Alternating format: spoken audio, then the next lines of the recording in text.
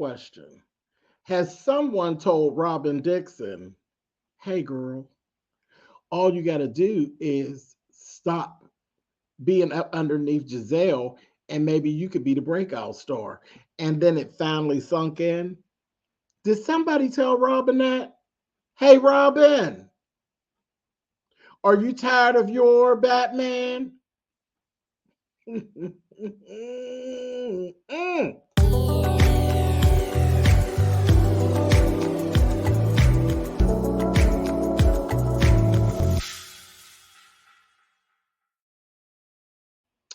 Hey guys, thanks so much for clicking on the video. This is my review for Real Housewives of Potomac.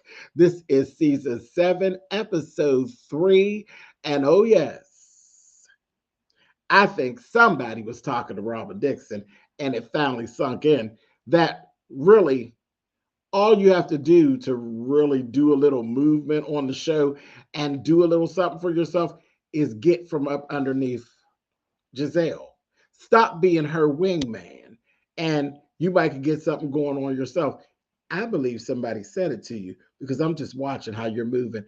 Oh, you are busy. You buzzing around and carrying on. Girl, you look like one of the members of the Real Housewives of Atlanta, the way you're buzzing around town. You're doing a lot. Disagreeing with her publicly and speaking up for yourself and cracking jokes. And what you doing, Robyn Dixon? What you say? Interesting. This is going to be interesting to watch. Karen said it too in her confessional. What do you mean? Everybody knows that there are cracks in the foundation of the green-eyed bandits' friendship.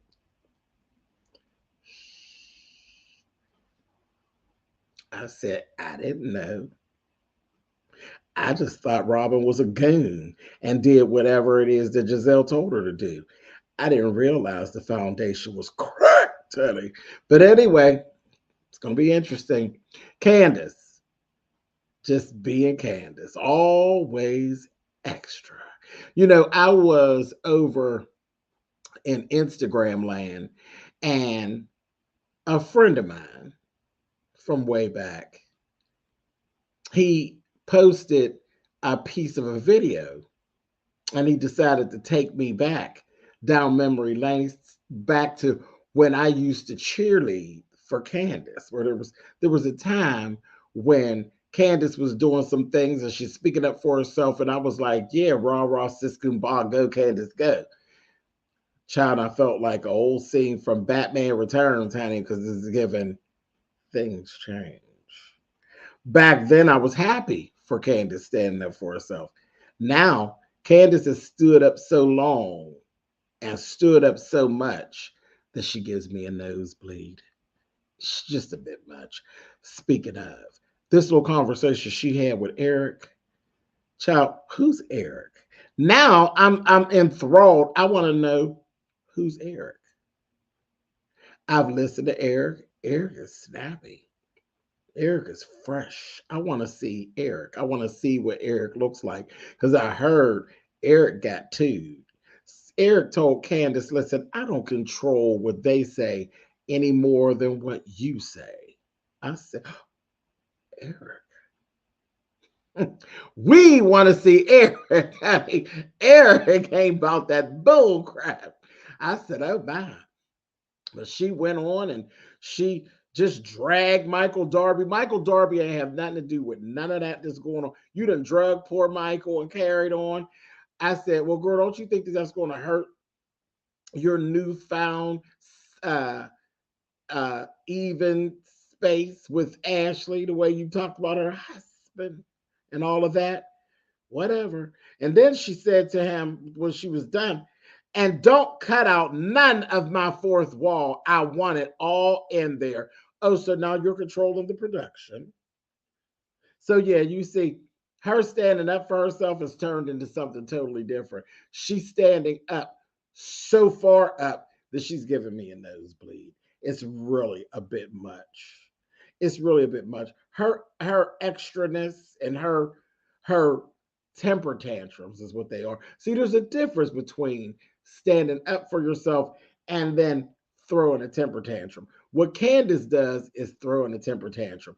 It's, there were some times when she threw a few quick sly reads in, and I was like, yes, girl, that I'll cheer for that. But this temper tantrum stuff, no, never. Like when Dominique Devereaux said, honey, I don't sleep in my clothes or with my clothes. I'm going to need a separate room for my clothes and a separate room for me. See, I could get into all that. But all of this, I can't nobody talk about my husband like your husband ain't on the show too. And leave all my for you gonna tell the people who gonna do the production and the editing, you telling them how to do their job, girl. Now I don't have no respect for no foolishness like that. This is reality TV. It is what it is. Your job is to film and then wish for the best. That's it. You can't control what happens with reality TV. Good reality TV, this is how it works. You get a check, you always get a check or don't participate. And I mean in any capacity. If there's no check, if it doesn't make money, it doesn't make sense. Romance without finance is a goddamn nuisance. You get a check and then you film, you put your best foot forward, however it is you choose to do, and then you sit back and you hope for the best. You hope you don't get the bad edit. That's reality TV. That's how it works. You can't control it. That's the fun of it. And then you come back and whatever edit is the edit you get, and then you spend your time for the next few months when it's airing explaining away all the bullshit that you done and said. That's how it works. That's good TV. That's good fun. Good fun. Then you get people like myself. We come down and we do reviews about you and we drag you or we cheerlead for you. And girl, that's the fun of it. But you can't control it. Girl, catch a seat. Sit down. Anyway, moving on.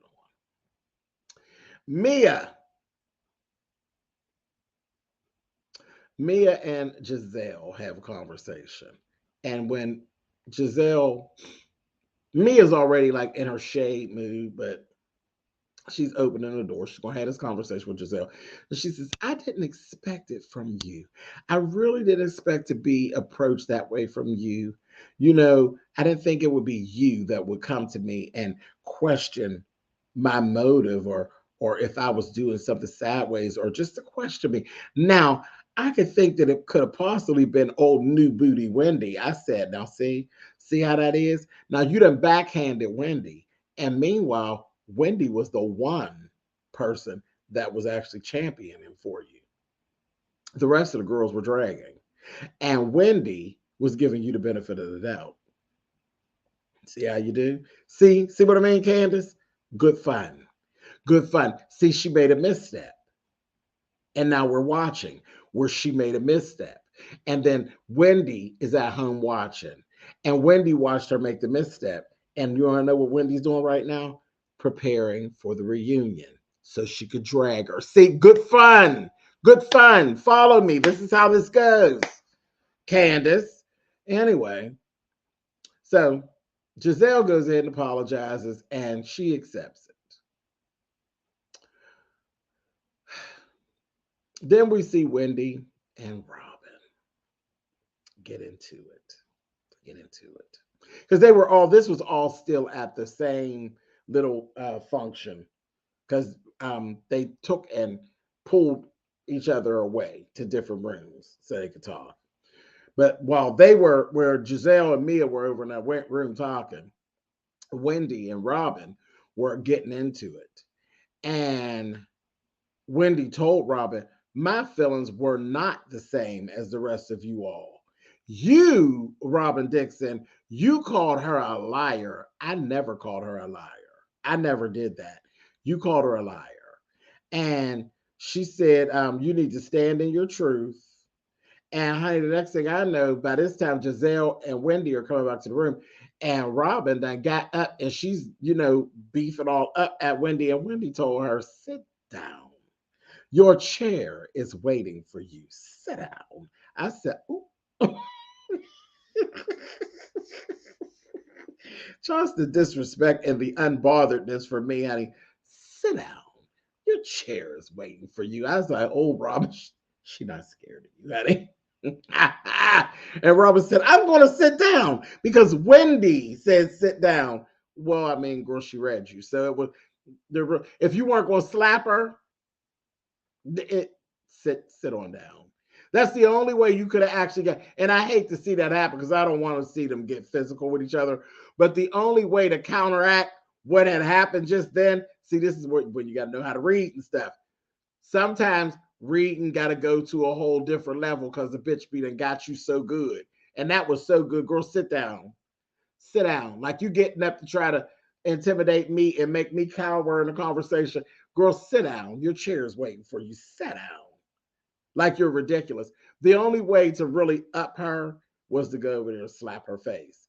And nobody was trying to do all that. So sit on down. Anyway, so that was pretty funny. That was pretty funny. And they end up talking. She says, well, so the doctor ruled cancer out. And Mia's like, yes, the doctor ruled out cancer. It's not cancer. So in the midst of all of this, Robyn is over there heated because she didn't got dragged, right? And she's embarrassed. So she invites Giselle and Mia and their children for a kids' family fun day. And then she didn't invite Wendy.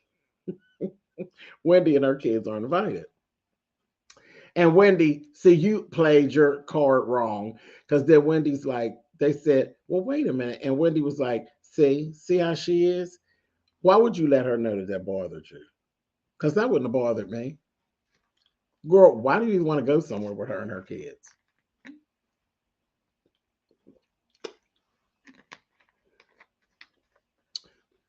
False move. You should have gave her, have fun, and went on. Why would I want to take my kids around you and your kids doing anything? Anyway, foolishness. But Wendy wasn't invited and she was bothered. So the lovely read that you had hit on Robyn Dixon came out on the top because she hit you below the belt. She got you explained. Your kids are supposed to be off limits to this, that, and the other. No. Girl, you're trying to make a case. The fact is, you're not invited, and neither are your children. Now you sit down. Your chair's waiting on you. So Robyn actually won the round. See, good fun. Good fun. Moving on. As Wendy was leaving the event, her mic was still hot. And she said, child, I don't have any problem with Mia. I'm good with Mia. She's lying, but who cares? Right. That's how you do it, Wendy. Now you're going to have to eat that up when it gets to bring it. Child, but I was here for it.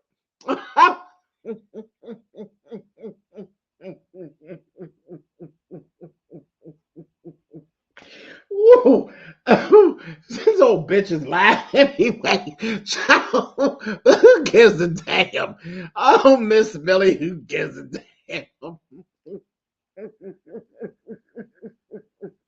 I'm sorry, y'all, but that was funny to me, child. She said she lied, but who cares? And that is true. That's how I felt. That's how I felt this whole time. She's a liar. Me have been lying since the first time she put on a mic and they said roll tape. She been lying ever since.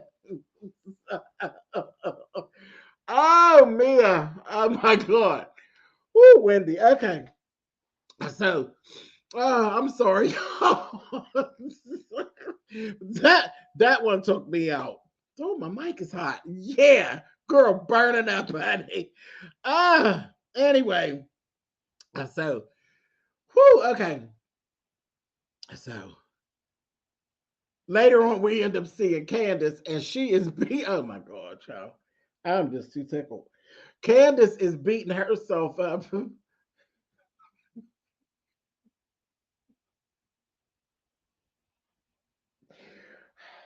Okay. All right, y'all. All right. So Candace is beating herself up about her letting herself get so close to Giselle. Whatever. Okay, no problem. I'm not going to spend no time on that. Moving on. Karen didn't have COVID. Go figure. Karen is literally avoiding Charisse. She don't want to be bothered with Charisse at all. And this next thing kind of told it because Charisse brings back. Remember when Karen there was that talk of Karen messing around with somebody? Yeah, stuff with her and Ray wasn't so hot at that time. She ended up asking Ray in this one scene they went to get pedicures and manicures. Did he have a? Is he feeling insecure about her? Is that what's going on with her now? She got the boob job and all of that. Is he feeling insecure about other men looking at her? And she said, because you know, at one time you told me I could have eye candy. He said, and that's fine as long as eye candy remains candy. I said, oh, I taste just like candy. Oh. I said, okay, Ray. So there's something to that whole little thing. And I think Karen don't want no issues with Charisse being back in the fold. And she don't want to go back down that lane because Karen wasn't doing so well with that lane, if I remember correctly. It felt like a very uncomfortable space with Karen and Ray at that point for me. I don't know if you all remember. Just leave me some comments in the chat. Let me know. What do you think? Is there any validity to this whole thing with Ray? Do you think that it's a little uncomfortable? Do you think that's why she's avoiding Charisse? Or do you think she's avoiding Charisse? I do. You tell me what you think. Moving on. Ashley, this confessional look with the blue décolleté, honey, and the little suit with no boot, with no shirt and the boobs out, and this straight hair look with this bang. I said, now Ashley, best you ever looked. It is absolutely your best. That is a hot look on Ashley. It really is. That looks good. I like that. That I like. She was out looking at a house. She had her brother with her, and they were meeting up with Michael's realtor. She is Michael's realtor, Natalie. And Natalie's going on and on, and here it is. She done already thought that he's keeping some information from her about the financing already. He's keeping her in the dark about it.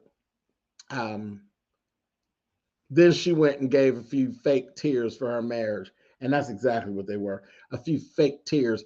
Girl, you'll have to work on your acting just a smidge. It just didn't carry over for me. That was, girl, you was doing it for the gram, girl, and I wasn't impressed. Moving on, Robyn Dixon. Okay, we're over at the new house. The new house is nice. It's pretty. It's all white. You know, I love all white houses. So it's all white in the inside, and you know, all the fixings. Looks nice. It really does look nice. And she was in there. She told us she never told her mom that she actually gave her wedding gown away for to charity. And here her mother is asking her, is she planning on wearing the gown in her wedding when she gets remarried to Juan? Well, one thing, rest assured, Robyn, I don't think it's going to be a real issue because I don't see it happening. So you'll never really have to go over it with your mom. Capiche? Moving on. She approaches Juan with the prenup. Juan is bothered as usual because he always is. And then he lied. And she, in her confessional, confirmed that he lied. And he was offended over the whole thing because that's just Juan. Juan is soft. He has soft feelings. And he's a bit narcissistic, but that's Juan. He's cute. And this is just Juan. That is Juan Dixon. No big deal. We know him. It was exactly as we expected this scene to go. The lie that he told, I make more money than you. And she let everybody know, no, he don't, child. She said, he never said that, child. They rolled that being footage right on back. But anyway, he's offended. He's like, do what you want, Robyn. You know, he's offended. Anyway, moving on. Wendy. You're brave, darling. You're brave and you deserve to be commended because a lot of women do suffer with alopecia, hair loss, and getting some of the answers that it is actually from stress and things of that nature. And the fact that you actually went on and you showed it, that was pretty brave of you, Wendy. So hats off to you for that, for putting yourself out there. That right there, my dear, is good reality TV because you're going to reach a lot of people. That's going to touch a lot of women, and it may actually garner you some new fans as well. Um, and those will be fans that you deserve to have because that's a large step for a man or a woman, but especially for a female to actually share that she's having hair loss issues. It's not, it's not a nice place to be. It's not a nice place to be. So kudos to Miss Wendy Osefo for that, and I definitely think that's going to gain her a good handful of new fans. I really do. They spoke on the treatments and some of the side effects of the treatments. Um, yeah, I like that. I did. I really did like this scene. I thought it was necessary, and I liked it. Of all the shows that I watched, I was like, oh, okay, cool. I liked it. Now, Robyn goes out and meets up with Mia, and they have a conversation, and it was just uncomfortable. Robyn was in there, pry, just prying. Mia just basically got caught. She just caught. And then she ends up going on. They start talking about uh Candace and the whole thing with Giselle and what's being said about Michael, Chris, sorry, not Michael, Chris, and all of this stuff. And then Mia, her lying tale, oh girl, I have something to add. And what does that mean? He was staring at me at the spring fling. Shady ass Bravo Andy and the crew. They keep showing footage at the spring fling. Chris was paying Mia absolute dust. He was paying her dust like she was carrying around a lamp, a genie's lamp, and he was really avoiding her. He wasn't paying her no attention. He wasn't even looking her direction. I was screaming. I said, Andy, you all are so shady. So shady. And it's like a running joke that Mia is a liar. I mean, ever since she's been on the show, it's been like a running joke that she is a liar. She lies like wall to wall carpet. She really does. You are a liar, ma'am. Flat out. And it's hilarious. It is hilarious. Girl, you're a habitual liar, Miss Thing. You got issues. What is it? Did the last taste good on your tongue or something? Girl, don't answer that. Anyway, moving on. So Karen and Giselle are having a conversation while simultaneously we're seeing a conversation between Candace and Chris. Karen is telling Giselle, I think Chris probably owes you an apology,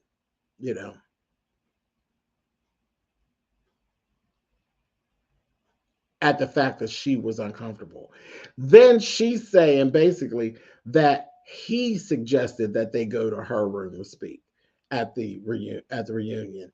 He is saying at the same time that she suggested that they go to the room. I said, Lord have mercy. So this story is just a mess.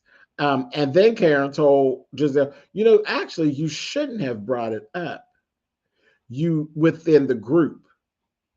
And then Giselle threw Robyn. She said, I didn't. Robyn did it. She threw Robyn under the bus. Now, just when she did that, Candace was having a Candace moment, and she's basically going on. She's talking about how her body is not responding to the IVF. She gets to blaming it on Giselle and the stress. I said, no, we're going to put that on Giselle. Girl, just ain't work this round, girl. Do another round and knock it off. Just knock it off. You're just so extra, girl. Anyway, but at the same time, where Robyn's being thrown under the bus by Giselle saying that Robyn's the one that brought that mess to the scene. Honey, up walks Robyn. Robyn shows up to have to sit down with them, with Chris and Candace, I said, girl, you know, if that dog on Giselle knew you were there, girl, she would snap your neck. She would snap your neck. If Giselle thought for one moment you were there with Chris and Candace and saying that you didn't agree with how things went down and what she was saying, girl, honestly, Giselle, we would see it, honey. Giselle would give it to you, honey. Shut up, you junkie whore. Yes, she would. Yes, she would. She would let you have it. Shut up, you junkie whore. She would give it to you. Anyway, but I said, what's going on with Robyn? Is Robyn trying to do like the breakout star thing? She's bouncing around and she's verbally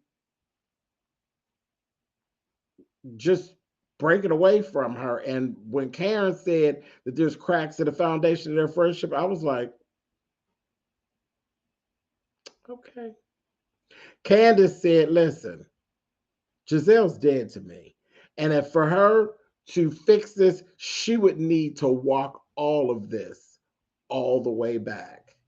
I said, girl, I guess y'all better start buying black roses, honey, because I don't see that happening. But anyway, this is it. This is all. This was what went down over at Potomac, Real Housewives of Potomac. This has been season 7, episode 3. I've had a good chuckle on here. I'm always enjoying the show. I love these ladies. And even old Line Mia, child, line ass heifer. Anyway, anyway, all right, you all. I will see y'all on the next one later.